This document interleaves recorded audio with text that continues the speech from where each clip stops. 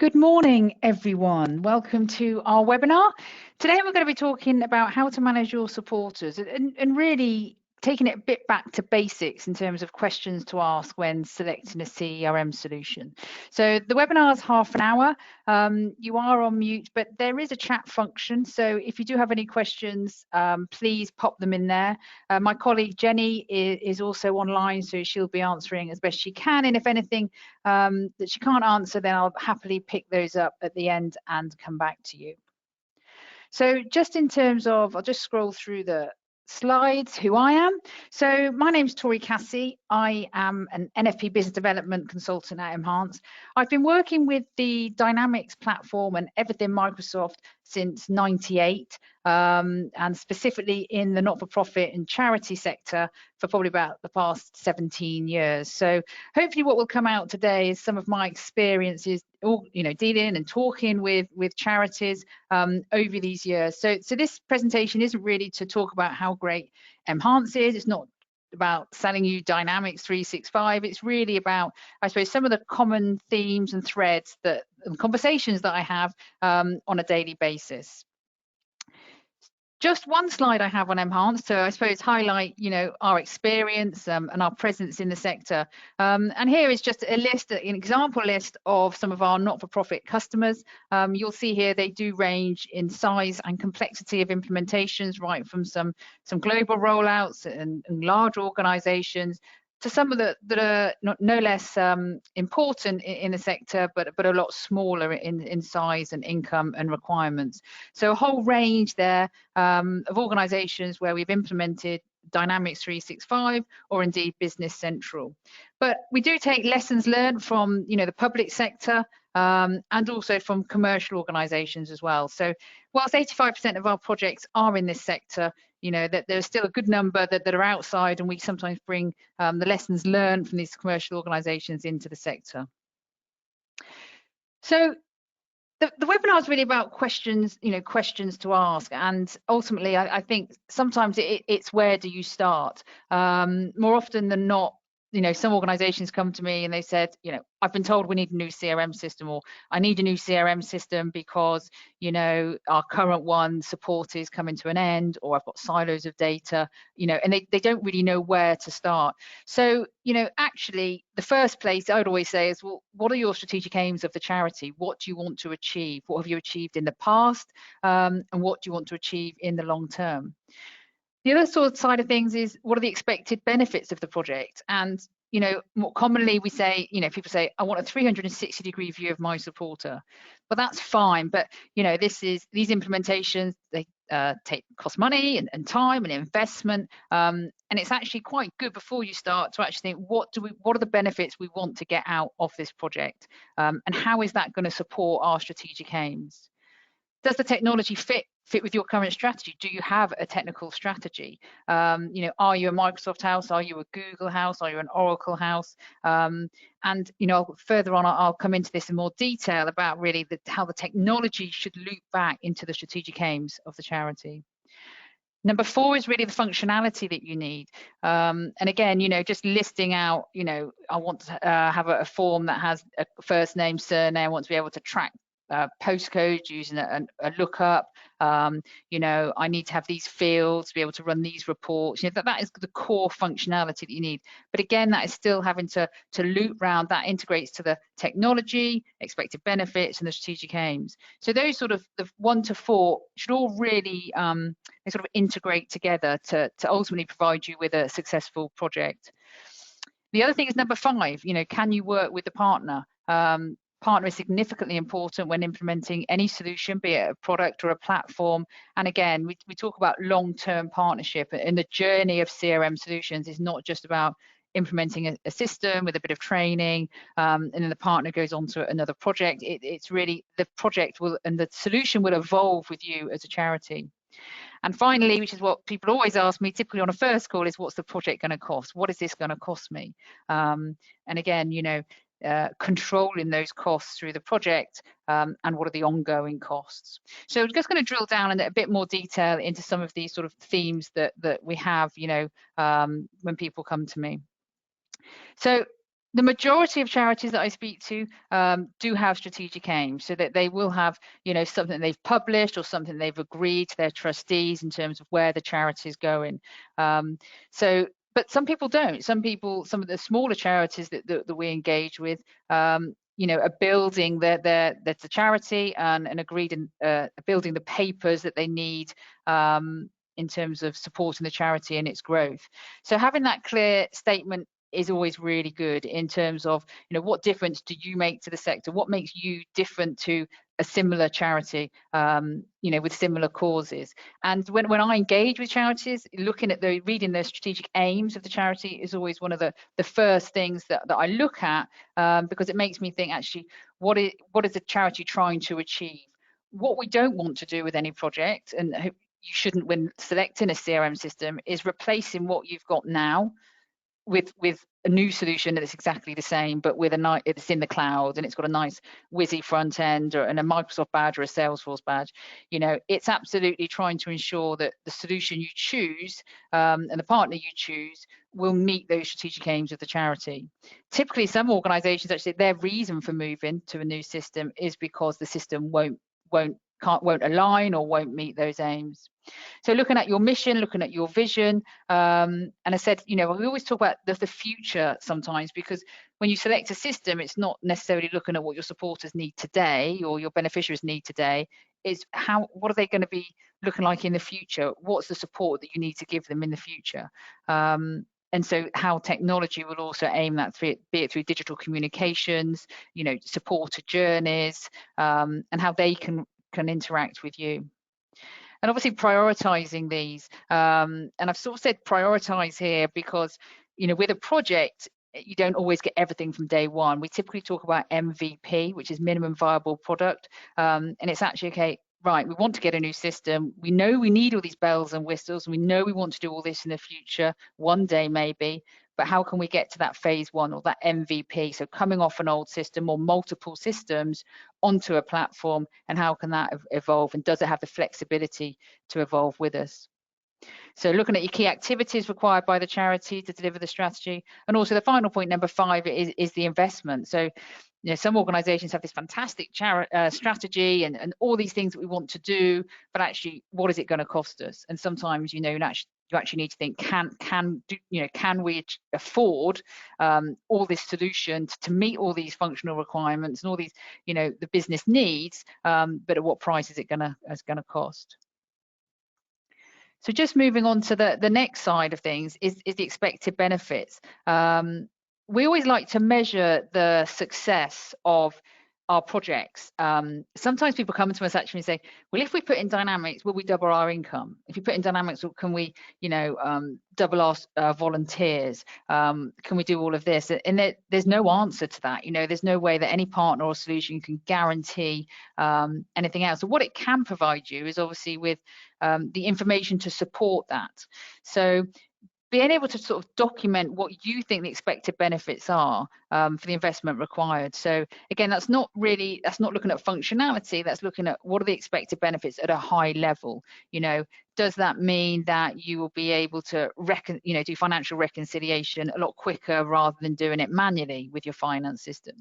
Does it mean that you'll be able to provide outcome reports, into dashboards to stakeholders quickly?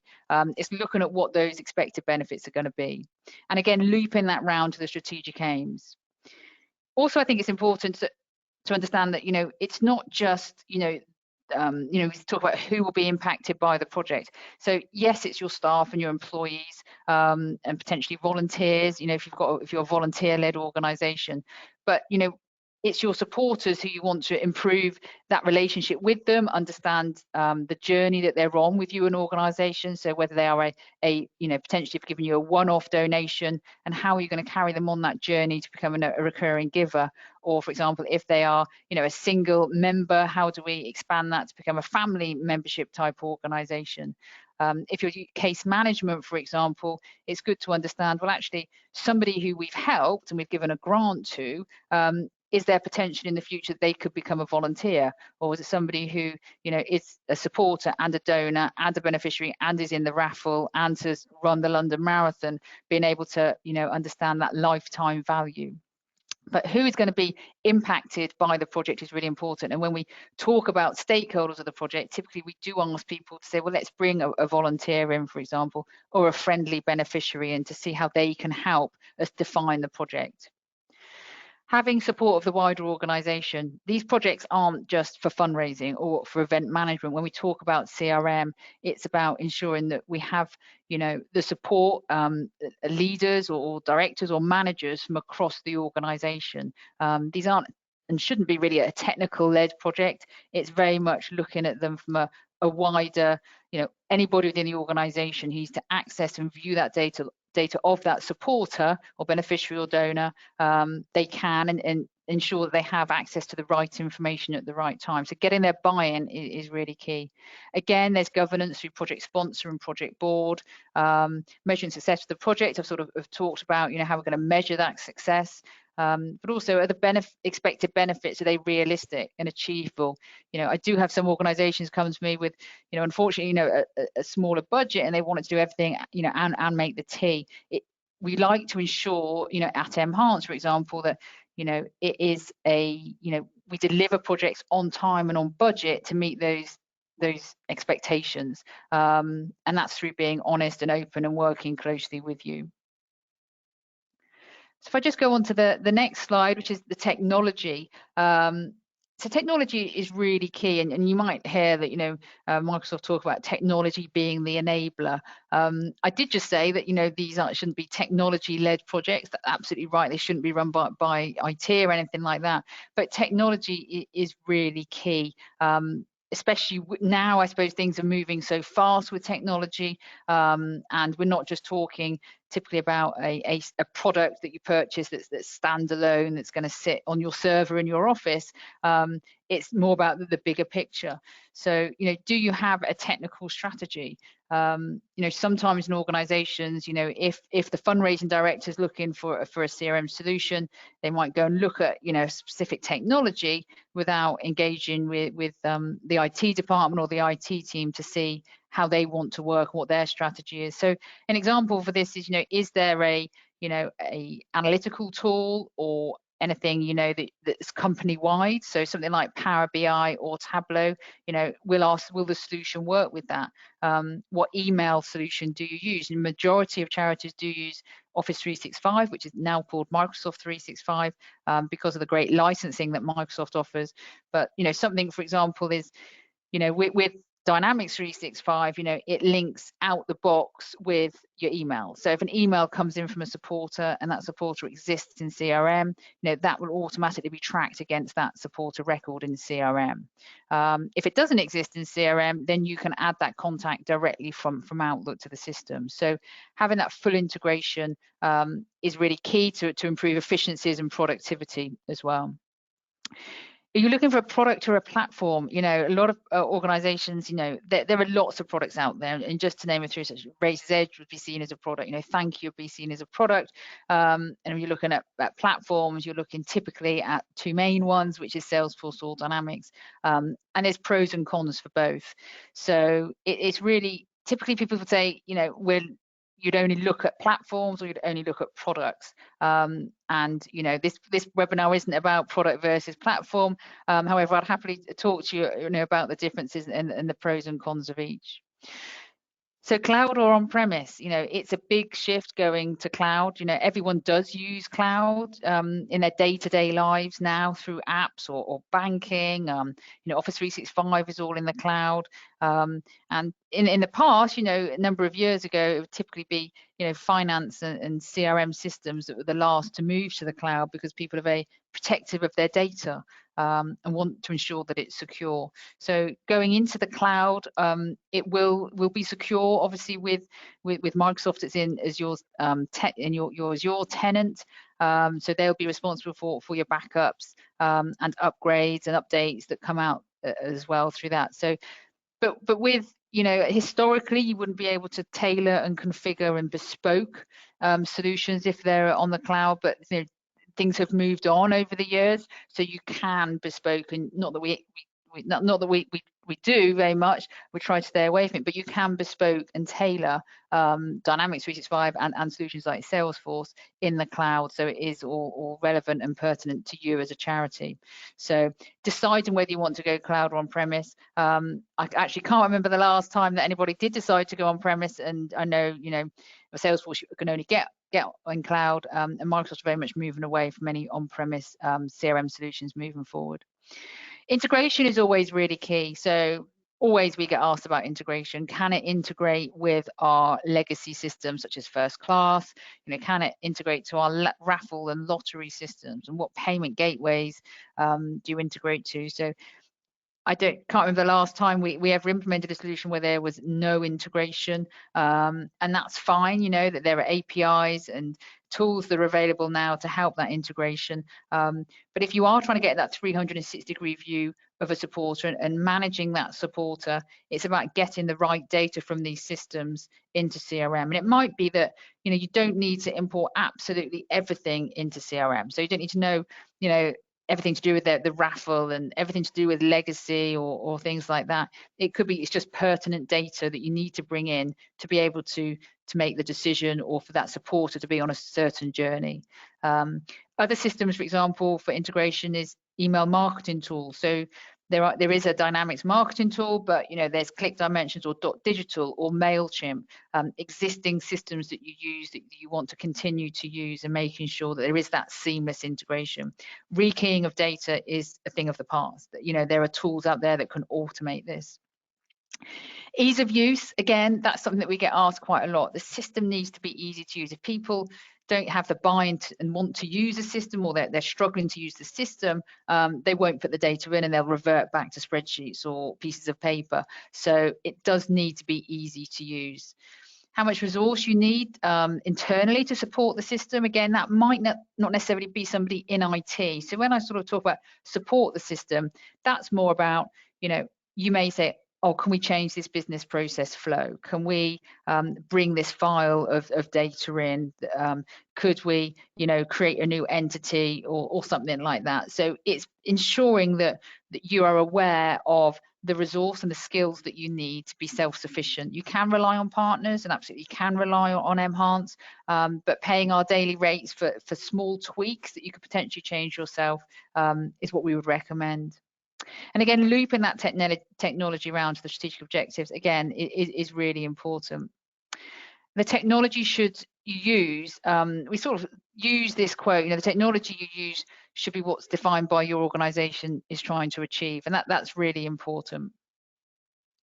So just moving on to the next slide is just functionality. And you know, in the years that I've been in this sector and doing my role, which I love, we get a whole range of documents that we need to complete, sort of tenders, and they range, you know, from 1,000-row spreadsheets to things on the like a couple of pages. And it's really, you know, once you've understood what, you know, you understand what the strategic aims are and the benefits you want to achieve, what is the functionality that the system must be able to deliver? And the majority of CRM systems, you know, on the market today can probably do a lot of the core, you know, fundraising, event management, volunteer management, grant management, but documenting those things is really key, and not just documenting what your systems do at the moment, but as I said, trying to document what you think the system will need to do in the future for you. So, you know, in terms of, are you looking at that 360-degree view of a supporter, understanding what journey they're on with you, what value they are to you as an individual. And it may not be that supporter, you know, people sometimes say to me, you know, oh, we need to have these views of, you know, who's given us the most money, who's been with us the longest, you know, largest one-off payments, things like that. It's fine, but more often than not, people want to understand, well, that supporter, you know, whilst it's only given us, you know, potentially £100, they're also a volunteer and do 10 hours a week in the shop or, you know, at our events. So pulling in the data, having that view on one record, so when you go into that record, you can see the value of that supporter to you not just through monetary values, but through a whole range of areas as well. So when you look into a record, it's understanding that, you know, they've registered for a number of events. Yes, they've been a volunteer for so many years. They've also logged a number of cases with you. That's fine. What we're looking at more now, and this is what I'm talking about in terms of future requirements and technology, is actually that supporter, how many times has it tweeted about you? How many times has it shared a post on you know, social media about a cause or a campaign or an appeal or something that you're trying to highlight? So people are, especially through the past 12, 18 months, are looking more at, you know, the digital side of things in terms of that value of that supporter. They may not have given us that much money, but they retweet us every day. Or it could be that you have a supporter that's a celebrity, so every time, you know, they tweet about you or share something, is going to have a higher impact on your presence in the social media side of things. So social media, that 360-degree view isn't just about touch points or activities or phone calls or emails you've had. It's also about, you know, the social media side of things. So that's something that we're really focusing on this year, is to try and get, you know, CRM to give you that information. So also trying to achieve, yes, removal of spreadsheets. You know, not only is this a compliance issue, potential data breach, but removing that spreadsheets, and that spreadsheets of storing information, even using it for reports or KPIs or anything like that. So removing spreadsheets and silos of data. The other thing here as well is sort of the communications. You know, if you have a fundraising team and an events team and a legacy team and a membership team, it could be that each of those teams are communicating with that one supporter without knowing what the other team's doing. Nothing worse for a supporter if one day, you know, you've just donated, you know, a significant amount of money, and the next day you get an email saying, would you like to renew your membership, or, you know, whatever it may be. So we like to ensure that all the teams, you know, once they're on one system, they work together, so that they're working collaboration to communicate to those supporters as and when needed. Also means as well, having that all the data in one place means that you can communicate in a more personalized way as well, and it's more relevant, so people are more likely to open up those emails. When I do ask people how many emails they send, you know, it can run into millions, and I say, why are you sending millions of emails when actually, you know, you've only got, you know, 400, you know, 500,000 supporters or whatever it may be? And it's because you just, you know, the more emails doesn't necessarily mean that they're going to read them, or you're going to, you know, get more traction that way. Reducing manual rekeying, always automation and efficiencies. It's really key to try and ensure that, you know, when implementing a new system, you know, we are creating those automations and efficiencies. And that might be, if a supporter donates a certain amount of money, they get a certain templated email. If it's over this value, for example, they might get a phone call, and if it's of this value, they get a personalized letter or whatever it may be. So those automations and efficiencies should really help the organization to be more efficient. And accurate data. More often than not, you know, it's very much like, I don't trust the data in our system. I'm having to double check, triple check whether it is the right data before I can, you know, do a campaign or something like that. Not talking about data migration here, but having accurate data in the system will always help with user buy-in, and would also ensure that, you know, users need to trust the data so they can do their jobs and their roles for the charity. So yes, ease of integrations with systems, again, that comes up frequently, be it different payment gateways, Just Giving, Virgin Money, you know, social media sites. That can bring a huge amount of benefit to the project and to the charity. Reporting in KPIs, that's reporting just internally, maybe it could be to your stakeholders, trustees, or even your beneficiaries or your volunteers. So making sure that once you've got the data and you've got a great flashy new whizzy system and everything's working fine, is making sure that you can get those KPIs and those reports out to make those decisions, be it outcome reporting, or, you know, we do a lot of reporting as well to funders, for example, so making sure that that's not taking time to manipulate. That should be really quick and easily to do.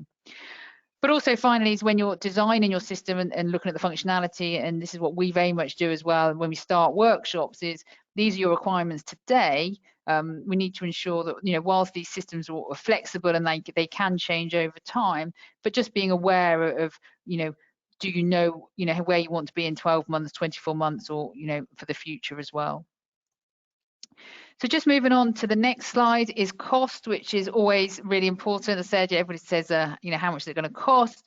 You know, it costs, you know, the costs vary depending on what the, you know, the scope of the project is, you know, how many integrations you've got, how much data you want to migrate, how many people you want to train, what you want the system to do. So understanding that cost is really important. And the only way partners can to give you that price is by understanding your requirements and what resource you have, what's your time scale, and sort of the nitty gritty. The more they know, the more firmer, I suppose, and more accurate the pricing can be.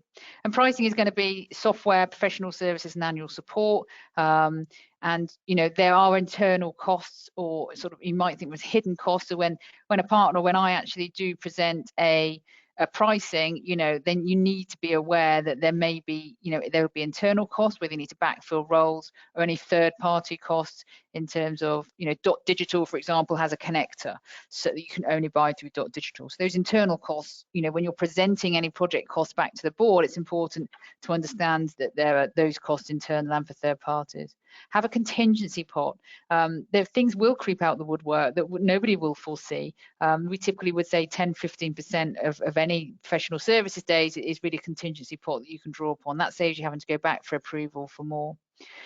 But ultimately, you know, more functionality and the more bells and whistles, the higher the cost going to be. So let's keep it simple, get MVP in, and we can add those over time.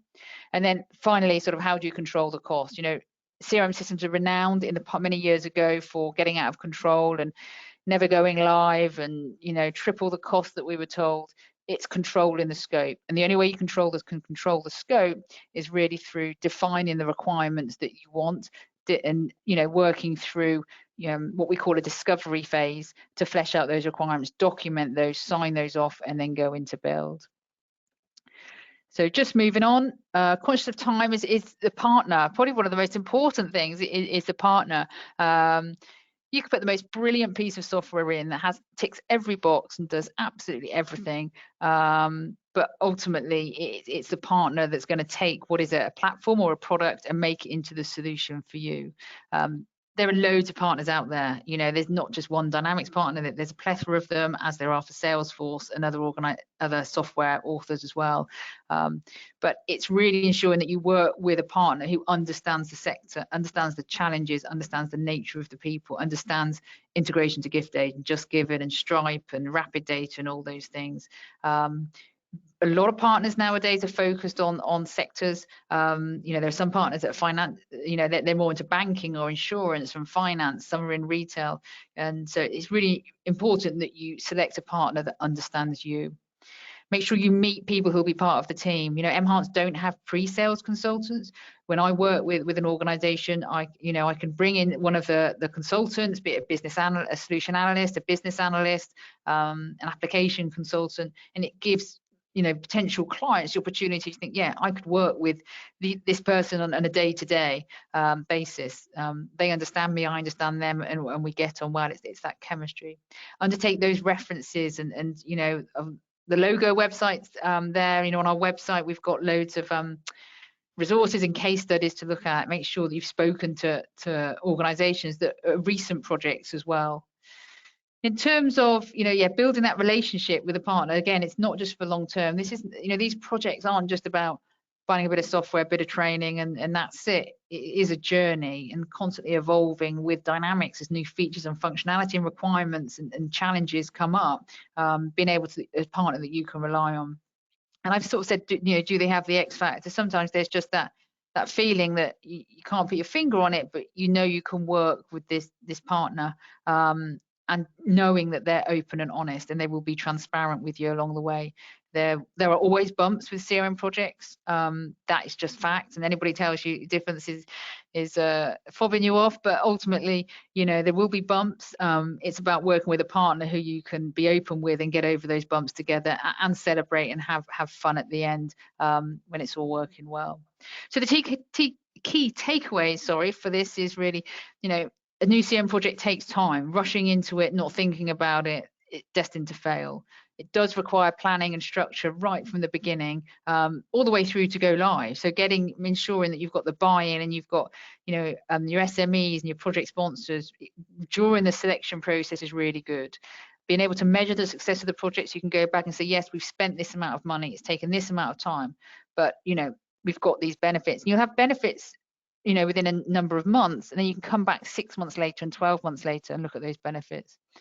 These projects are challenging, but we try to make them fun in a number of ways. But they're not easy, but the rewards are there. As I said, look at the bigger picture for the long term, and the right partner is absolutely key to the success of the project. So just I'm at 10:30, which is not bad timing. If you've got any questions, please feel free to email me or give me a call. As I said, there's lots on our website, and case studies, video case studies, podcasts as well. And we've also got a whole load of webinars that are pre-recorded, including demonstrations and detailed thought-provoking sessions as well. So please feel free to have a look there. Otherwise, look forward to hearing from you and hope you all have a good day. Thank you. Bye.